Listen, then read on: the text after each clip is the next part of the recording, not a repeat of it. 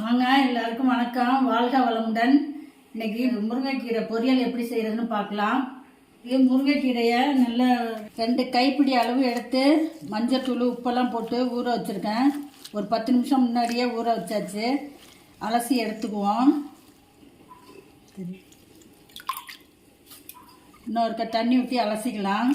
இது முருங்கைக்கீரையில் நிறைய அயன் சத்து இருக்குது. குழந்தைங்களுக்கு ரொம்ப நல்லது. அதை கொடுத்தாக்க முடியெல்லாம் ரொம்ப கொட்டாது, முடி நல்லா வளரும். கொஞ்சம் இந்த காம்போடு போட்டாலே நல்லது தான். காம்புலலாம் அதிக சத்து இருக்குது. உணவில் அடிக்கடி இதை சேர்த்துக்கிட்டா ரொம்ப நல்லது.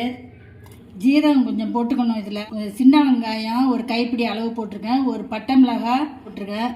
சின்ன வெங்காயத்தை நல்லா நைஸாக அரிஞ்சு போடணும், இல்லாட்டி குழந்தைங்க எடுத்து வெளியில் போட்டுருவாங்க. கல் உப்பு கொஞ்சம் சேர்த்துருக்கேன். நல்லா வேகட்டும். பரட்டி விடணும். தேங்காய் போட்டு இறக்குனா ரெடி ஆகிடும்.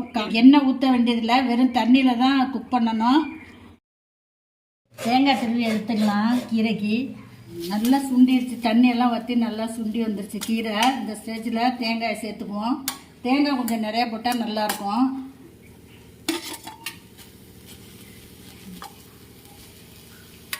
முருங்கைக்கீரை பொரியல் ரெடி. நீங்களும் செஞ்சு சாப்பிடுங்க, குழந்தைங்களுக்கும் செஞ்சு கொடுங்க. சத்தான முருங்கைக்கீரை பொரியல்.